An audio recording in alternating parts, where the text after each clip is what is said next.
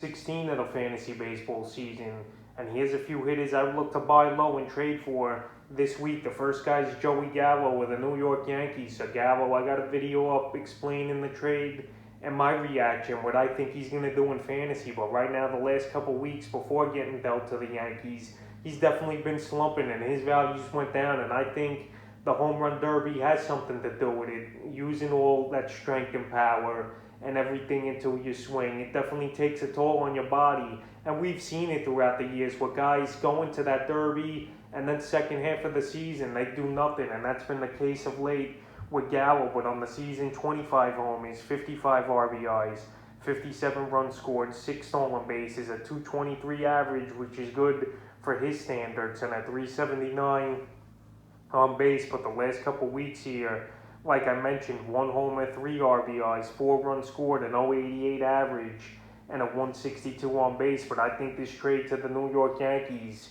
helps big time here for Gallo. The short porch and right, and then great hitters that could protect him in the lineup or him hit in between Stanton, Judge.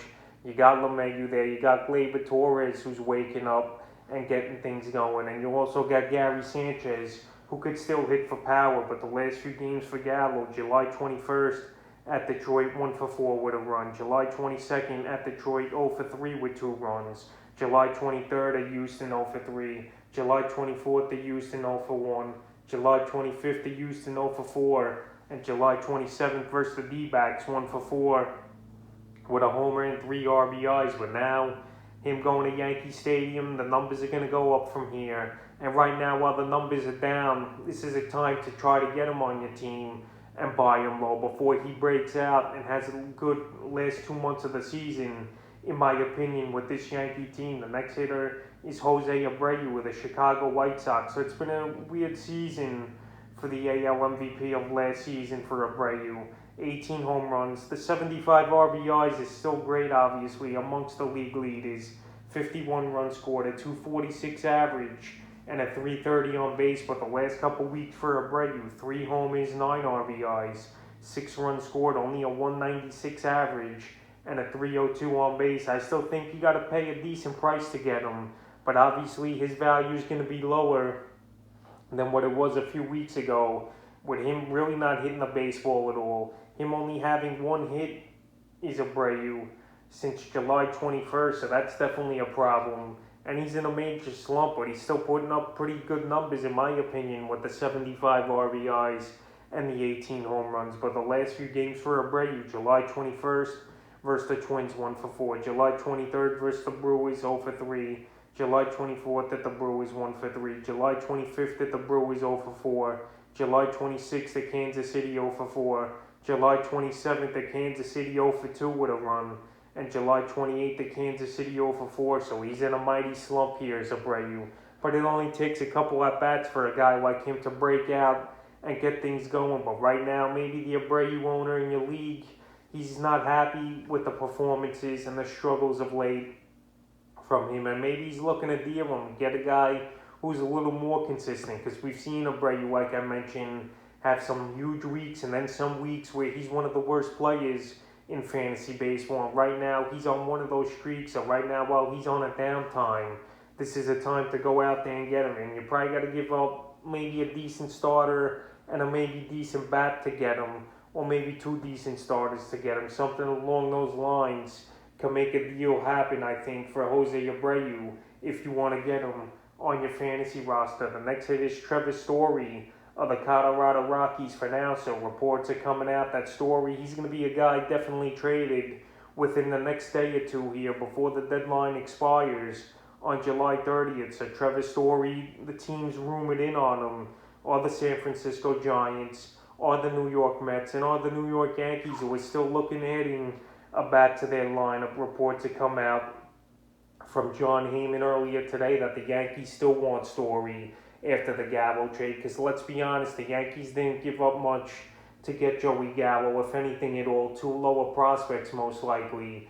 And right here for Trevor Story, the same type of thing. He's a rental as well, with a few million left on his deal. And the Yankees, they're trying to make that playoff push. So if I got to guess anywhere he's going to go, I think Story goes to the Yankees when it's all said and done. and maybe they'll try to acquire John Gray as well in a deal. So on the season for Story, it hasn't been a good year at all for him in this contract season. 13 home runs, 48 RBIs, 48 runs scored, 17 stolen bases, a 240 average, and a 313 on base. So right there, nothing eye-popping to me except the 17 stolen bases. But if you add him to a lineup with the New York Yankees, he's going to be very dangerous, and he's going to be a player that's numbers are going to definitely skyrocket. And the last couple weeks for Story, it's been even worse. 2 homers, 6 RBIs, 6 runs scored, a 182 average, and a 245 on base. So that's putrid numbers for Story here. But a trade's definitely going to come down the pike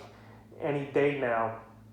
So the last few games for Story: July 21st versus Seattle, 1-for-4 with a run. July 23rd at the Dodgers, 2-for-5 with a homer, 2 RBIs, and 2 runs scored. July 24th at the Dodgers, 0-for-4. July 25th at the Dodgers, 1-for-4 with an RBI. July 26th at the Angels, 0-for-3. July 27th at the Angels, 1-for-4 with 2 runs. And July 28th at the Angels, 1-for-4 with a homer and 2 RBIs. So right now, while he's struggling his Story and his strikeout rate is high, his batting average is low. This is the time to get him before he lands with the Yankees or a contender and he starts to break out with his new team here. So go out there and get Story on the discount before he goes somewhere and breaks out. The next hit is Nick Castellanos of the Cincinnati Reds. So Castellanos, he's been injured for a while here, and he's been out of action, but soon he's going to come back, I think, within the next 2 or 3 weeks, and he's making progress on the wrist, is Castellanos. And we'll see what he does in the next couple weeks of activity, but he's having a great year: 18 home runs, 59 RBIs, 59 runs scored, a 329 average, and a 383 on base in the last couple weeks before he went down. 3 homers, 9 RBIs, 7 runs scored, and a 224 average. So right there, those aren't the greatest of numbers. But if there's a Castellanos owner in your league who's down in the standings and you don't have patience to wait for him, I think he'll take a player that's active right now and not injured in a deal. And you don't got to give up much to get Castellanos as well, like I mentioned. If you're up there in the standings, a trade for him makes perfect sense. Or if you think he's going to come back sooner than later, it makes sense as well, because you're not going to give up much. And this time of year where there's a lot of injuries now, if someone came to me offering me anything of decency for one of my injured players, I'm in a league with 7 injured guys on my team, I would take it at this point, because my team's down in the standings and I need something to boost me up and a guy who's going to play every day. So right now, same type of situation with Castellanos, with him hurt and someone down in the standings that can't wait for him. You don't got to give up much to get him right now. This week in the 5th and final hitter I look to buy low and trade for is Nelson Cruz of the Tampa Bay Rays. So Cruz, he got traded last weekend to Tampa Bay from obviously the Minnesota Twins. And on the season, still solid numbers: 21 homers, 52 RBIs, 47 runs scored, a 284 average, and a 364 on base. But the last couple weeks here for Cruz, only 3 homers, 6 RBIs, only a stolen base, 6 runs scored, a 150 average, and a 250 on base. So right now, so far, he's played 3 games with his new team here in Tampa, including a homer in one of them. But he's also banged up as well, Cruz, with a foot injury. And we'll see if that's going to keep him out for a while. He was scratched in Wednesday's game, but the telling sign is at least he pinched hit in that ball game. So Nelson Cruz, we know he's a veteran. We know he's a good player. And I said in my Nelson Cruz trade reaction video that it was a good landing spot for his fantasy value in Tampa with a smaller ballpark. Small ballparks without that AL East, like Fenway Park, like Camden Yards, like Yankee Stadium, and Toronto, obviously. But right now, he's definitely slumping and definitely struggling. And right now, with his versatility, not that great in fantasy as well. Only qualifying in utility. Fantasy owners might want to flip him for a starting pitcher or something, because we know he's a great power hitter, and he's a good average hitter as well, hitting in the 280s. But maybe with his new team, he might get off to a slow start, is Cruz. And the Cruz owner will get frustrated and trade him off. So the last few games for him: July 21st versus Baltimore, 1-for-4 with a run and a rib. July 23rd at Cleveland, 1-for-4, a homer and RBI, 2 runs scored. July 24th at Cleveland, 0-for-5. July 25th at Cleveland, 1-for-3 with a homer and an RBI. July 27th versus the Yankees, 0-for-4.